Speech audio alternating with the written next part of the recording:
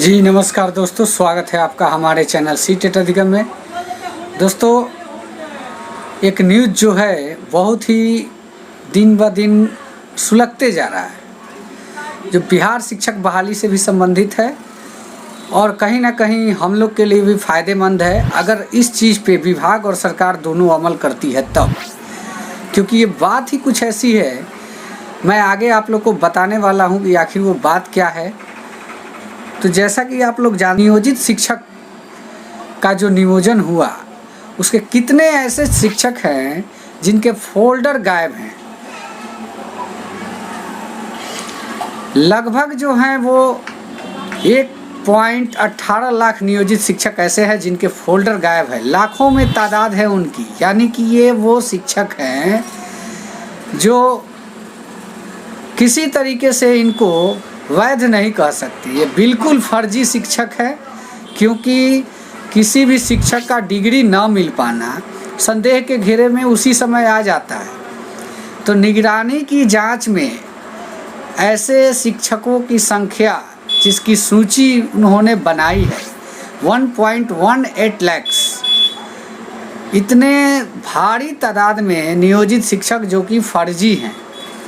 निगरानी ब्यूरो ने जब उनका फोल्डर मांगा तो नियोजन इकाई की तरफ से जो फोल्डर उनको दिया गया उसमें किसी का भी मार्कशीट नहीं था, और नियोजन इकाई ने ये कह के लौटा दिया कि इसका जो अर्हता प्राप्त किया हुआ है एलिजिबिलिटी टेस्ट का मार्कशीट हमको चाहिए और उसको मुहैया कराइए, उसके बाद ही हम इसे वैध मानेंगे या फिर जांच की प्रक्रिया को आगे बढ़ाया जाएगा। तो वहाँ पे किसी तरह नियोजन इकाइयों ने टाल मटोल करके इस चीज़ को और पेचीदा बना दिया और संदेह के घेरे में ला दिया, और नियोजन इकाई अब लगभग फंसती गई है। कई ऐसे नियोजन इकाई हैं जिन पर केस हुई है, बहुत सारे हैं, लगभग उनकी संख्या मैं आपको बता दूं। नगर नियोजन इकाई हैं जिनके फोल्डर गायब हैं पूरे। तो आप समझ सकते हैं कि ये सारी खेल जो है पैसे की खेल खेली गई है, और कहीं ना कहीं ये आपकी जो बहाली प्रक्रिया चल रही है अभी, जो इसमें जो मेधा सूची तक बात पहुंच चुकी है, वर्तमान बहाली प्रक्रिया जो चल रही है, इसमें भी कहीं ना कहीं ये चीज़ लग रहा है कि जो अभ्यर्थी मेहनत से पास किए हैं उनका नियोजन न हो पाए। तो दोस्तों, हमारी सबसे यही गुजारिश रहेगी कि आप लोग कम से कम दूसरे के लिए नहीं तो अपने हक के लिए ये आवाज़ उठाइए कि जो फर्जी है उनको अच्छे तरीके से चेक किया जाए, और नहीं तो ऑनलाइन माध्यम से फिर से आवेदन लिया जाए। ये ही एक बहुत बड़ा साधन है, माध्यम है, जरिया है कि आपकी नियोजन को वैध बना सकती है। क्योंकि जब ऑनलाइन होगा तो सारे डॉक्यूमेंट्स जो हैं ऑनलाइन आज के डेट में हैं, जो फर्जी होगा वो वहीं पे कट जाएगा, वहीं उसका एप्लीकेशन ही रिजेक्ट हो जाएगा और वो आगे की प्रक्रिया में शामिल नहीं हो सकता। तो ऑनलाइन एप्लीकेशन फॉर्म ही एकमात्र विकल्प है जो आपके फर्जीवाड़ा होने का रोक लगा सकती है, और जो वैध अभ्यर्थी हैं जिन्होंने मेहनत और से डिग्री ली है, पास की है, उनका रास्ता आसान हो जाएगा। तो हमारी मांग सबसे पहले यही होनी चाहिए कि ये बहाली प्रक्रिया जो है कैंसिल हो और आवेदन ऑनलाइन मोड में लिया जाए, ताकि इस तरीके की नौबत ना आए। जो बहाली पहले हुई है उसमें बहुत सारे फर्जीवाड़े हुए हैं जो कि आज तक गवर्नमेंट पूरी तरह से सक्षम नहीं है खोजने में। निगरानी को लगाया गया है।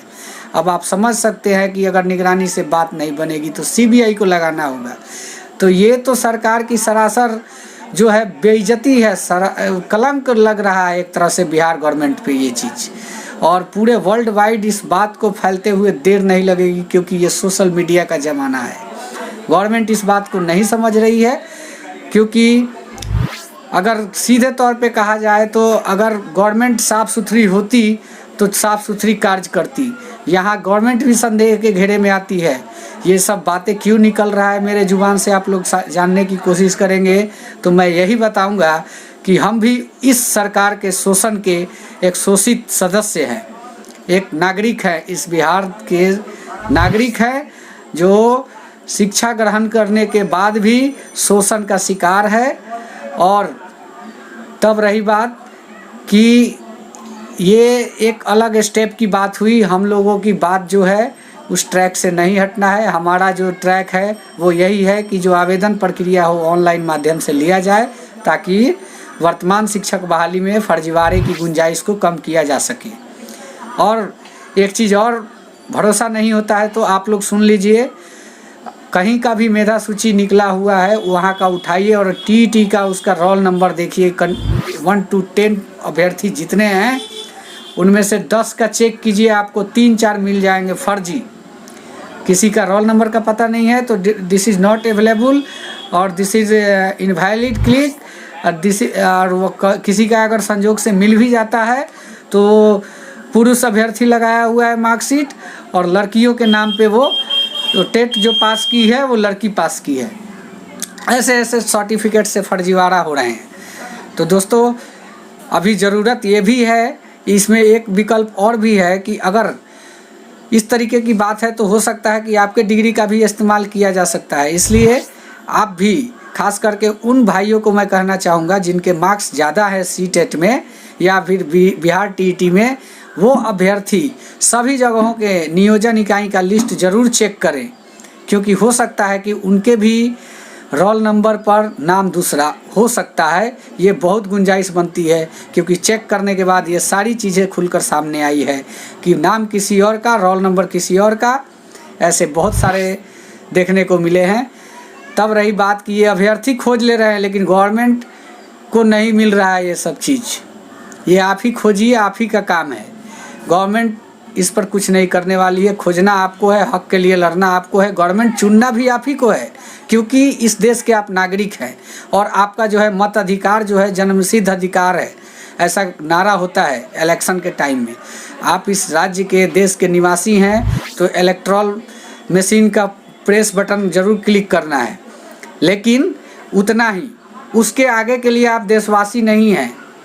उसके आगे आप किसी भी तरीके की एक्टिविटी करते हैं, अपनी मांग को उठाते हैं, आवाज़ को बुलंद करते हैं, तो आप देशद्रोही हैं।